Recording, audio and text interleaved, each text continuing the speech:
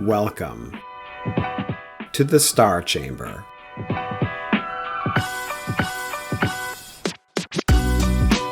I'm Ryan Swayze, a retired Air Force Lieutenant Colonel and the founder and president of the Walk the Talk Foundation, a nonprofit that advocates for and advises currently serving and former military service members going through the arduous journey of administrative processes and investigations in our government. And I am Francescagraham, a retired Army Lieutenant Colonel and the Chief Operating Officer and Chief Advisor for the Walk the Talk Foundation. For all our returning guests, welcome back. And for our new listeners, thank you for tuning in. Before we begin this week's topic, please do not forget to hit that subscribe button, check out our Walk the Talk Foundation website, and hit that donate button if you think we're doing a good job. Also, check out our newsletter, the DoD Times Redacted, on all the socials, including LinkedIn, X, Instagram, and Facebook. Links in the description.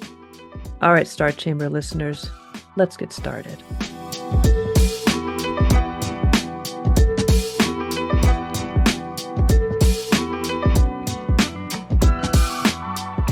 Welcome back, Star Chamber listeners, to another episode of mini episodes of the Star Chamber, hosted by yours truly, Francescagraham.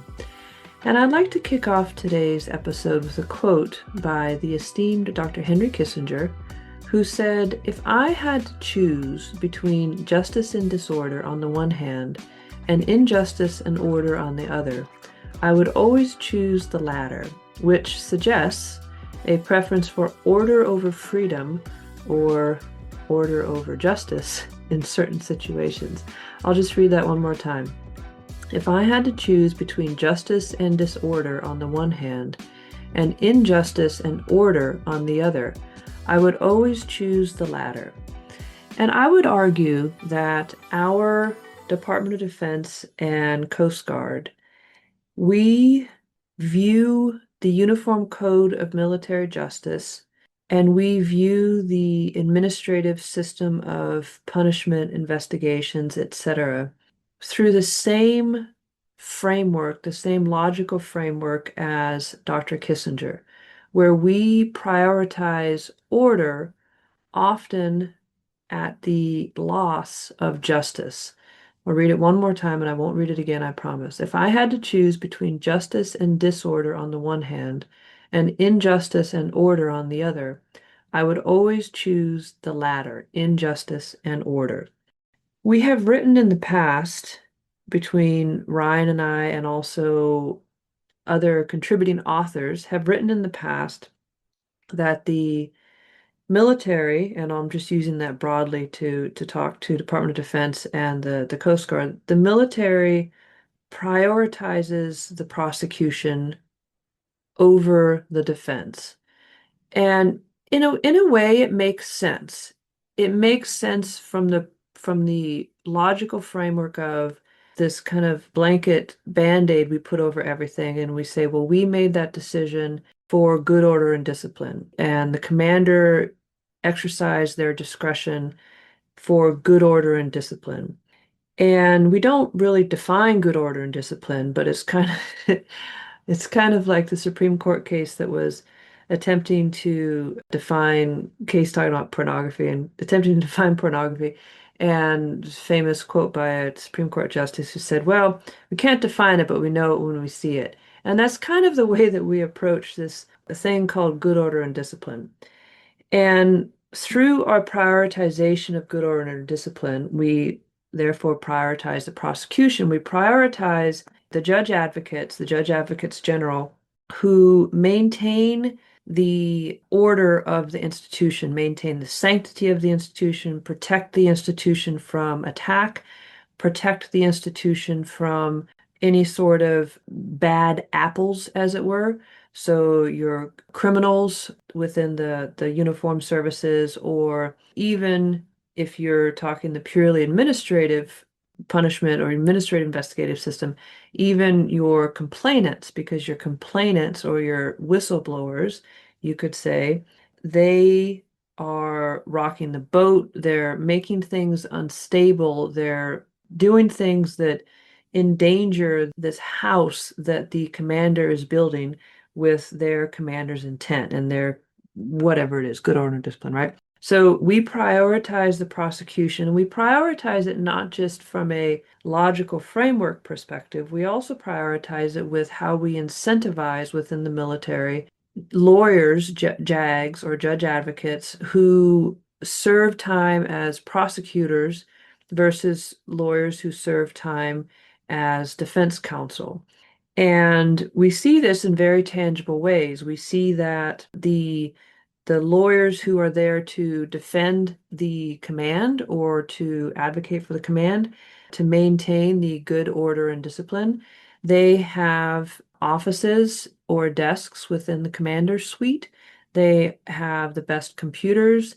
There's the most people, lawyers who are placed in those offices, the JAG offices, the commander's suite. They have the most time allotted to do their work. They just have more resources. Whereas the defense team is often in an office area that is somewhere on post, who knows where, and good luck using Google Maps to find it. They oftentimes do not have the newest computers. Good luck getting tech support to them if one of their computers goes down. And several times there was a gentleman who wrote an article for us that we published in the DoD Times Redacted, where the entire defense staff, which I think was about 4 to 5 people, they had to share a single computer, whereas the prosecution staff or the staff in support of the command, they had offices and command seat, etc. The other tangible way that we prioritize the prosecution over the defense is in evaluations. If you think about it, how many times, so let's just say hypothetically, there's a service member who is being prosecuted for a criminal offense, we'll say fraud of, say, $10 million, whatever it is. And the service member has a military lawyer, and that military lawyer does such a phenomenal job advocated so aggressively and successfully for their client, that fellow service member, that that service member is found not guilty. Now, on the one hand, you could, if you were very altruistic, you could look at that and say, you know what, I bet you anything that that defense lawyer who just did a fantastic defense of this person, great arguments, great collection of evidence, great refuting of evidence that the prosecution brought forth, that that person is going to receive just a terrific evaluation for the work that they did. But the fact of the matter is they're really not. They really truly have little to no incentive to, except for just a desire to do their job, they really truly have little to no incentive from a performance evaluation perspective to advocate aggressively for their client who is supposedly guilty of embezzling, say, $10 million, because now the government, i.e., the same employer that the defense attorney works for, the government has $10 million missing, and they don't know who to blame for this $10 million missing. And so now it's back to the drawing board of, well, where did this $10 million go? And so there's really little to no incentive for that defense lawyer to do their job except for pure old-fashioned altruism. So what am I getting after with all of this? So you have that is the life cycle, and very briefly, and I'm sure there's a lot of lawyers, JAGs, former JAGs, if you're listening to this, who are going to tell me I'm wrong and tell me I don't know anything that I'm talking about. Okay, fine. I'd love if you did that because that would increase the listenership of the podcast, which I'm always happy for. And so really what does this flow into? So whether you have a JAG who was in the military for 5 years, 10 years, 20 years, whatever it is, at the point that they now leave the military service, whether it's retirement or separation, they naturally, because of how they were trained and because what they were rewarded with while in the military, they naturally have a greater sympathy for and a greater understanding of the prosecution. So, and the perspective of how the prosecution thinks, because it's very different than how the defense thinks and how a defense lawyer would think. And so now these lawyers, these former judge advocates or former JAGs, they leave the military service and they are one of a small group of people in the entire lawyer community who have some sense of Uniform Code of Military Justice and who have some sense of who to talk to within the military to get things done and potentially maybe have a clearance, which sometimes you need. And they leave and they walk out of the military. They put on their suit, not all of them, some generalizations here. They put on their suit, they go outside the gate, and then they hang up their sign outside the gate and say, I know everything about military law. I am the lawyer that you should hire. I am the lawyer that the private attorney that you should hire because I served as a military lawyer for 20 years. I know everything that's going on in the system and I can help you. And theoretically, as an outsider or even as a military person, especially when you're under duress, if you see someone that's, hung their sign outside the gate and says, I served 20 years as a military lawyer, I know how things work, that gives you a sense of comfort. But what you don't really think about, because you wouldn't have really experience to think about it, is that that lawyer who spent 20 years in the military, they, as a lawyer, they probably spent at least 15 to 16 years, the vast majority of their time, as a prosecutor and not as a defender. And I'll just really quickly transition to why does that matter? When I started doing this work with Walk the Talk Foundation, I very quickly realized that the the military culture and probably many cultures, we have this bias towards this idea of where there's smoke, there's fire. And secondary to that, or along the same lines, going back to what I said earlier about good order and discipline, we have this overwhelming impulse for order within the military, because if there's order, then things move smoothly and you can get things done and you don't have to worry about just this a sort of chaos.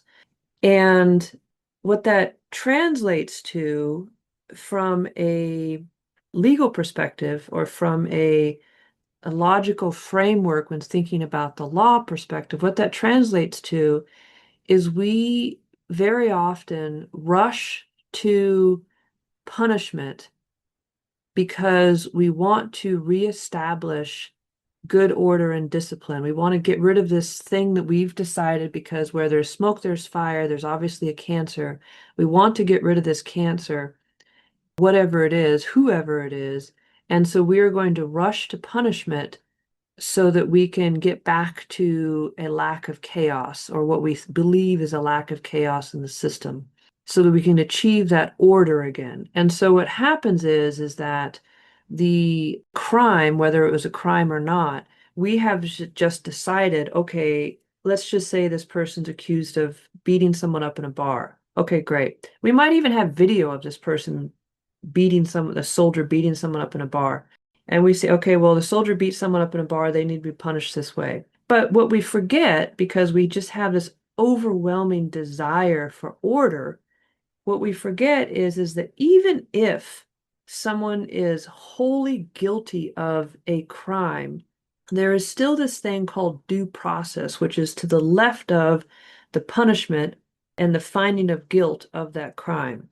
The prosecution, the prosecutor's mindset is essentially the ends justify the means. And, and this is broad brush, and I understand that. Lawyers, feel free to yell at me. You'll just improve improve our listenership.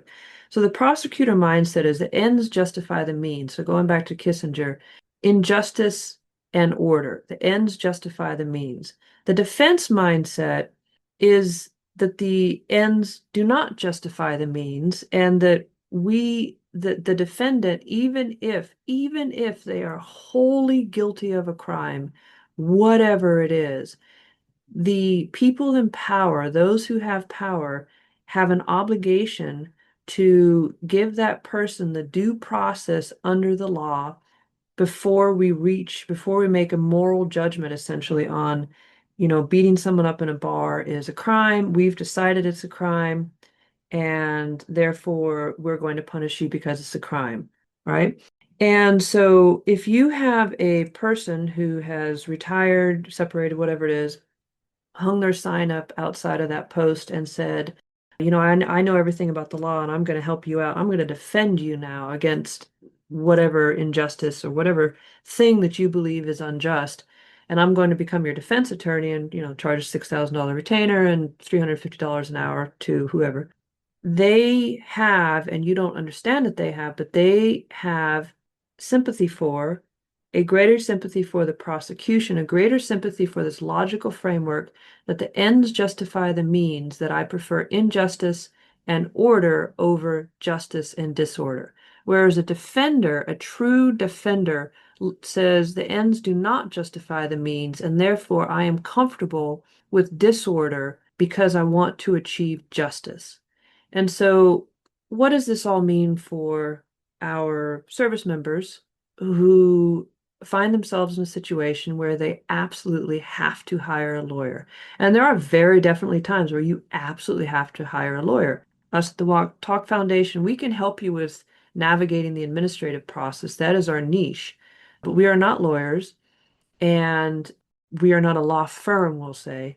And so we cannot help defend you in a court martial or something. You have to hire a lawyer for that. So what I would recommend is, first of all, understand the prejudice and the sympathy that most former JAGs have, or judge advocates have, for the prosecution, for the ends justify the means, instead of the ends do not justify the means. There's a preference for injustice and order, or order at the expense of justice, instead of disorder and justice. So understand that going into a conversation with this, military lawyer who tells you how great they are and they practice law in the military for 20 something years, whatever it is, right? And really, truly, that when you speak to this lawyer, when you're thinking about hiring them, ask them a very simple question. When you were in the military serving as a judge advocate or a judge advocate general, how many years cumulatively did you serve as a defense attorney? How many years? And during that time, when you served as a defense attorney, how successful were you at winning the cases that came before you? And if you ask those two very simple questions and find a lawyer who has, as comfortable as you can, both whatever the cost is and whatever the number is that makes sense in your head, for how long cumulatively they served as a defense attorney and how successful they were serving as a defense attorney, if you ask those two questions, then I would argue, can't guarantee it, I would argue that you have a higher likelihood of hiring a lawyer who is sympathetic to you and sympathetic to this idea of justice instead of order, and is comfortable with an idea of disorder, which is very, very, very different than, I would argue, the vast majority of military lawyers that have left the military, hung their sign up outside the base and said, hire me, I can defend you. Really question that. And with that, have a great rest of your week. Well, that's it for this week's topic. We really appreciate you tuning in. Don't forget to hit that subscribe button if you haven't already, and check out our foundation website at walkthetalkfoundation.org. And feel free to reach out and give us feedback. You can get a hold of us via Facebook, X, Instagram, LinkedIn, and our foundation's website. Details in the description section. Thanks for tuning in, and see you next episode.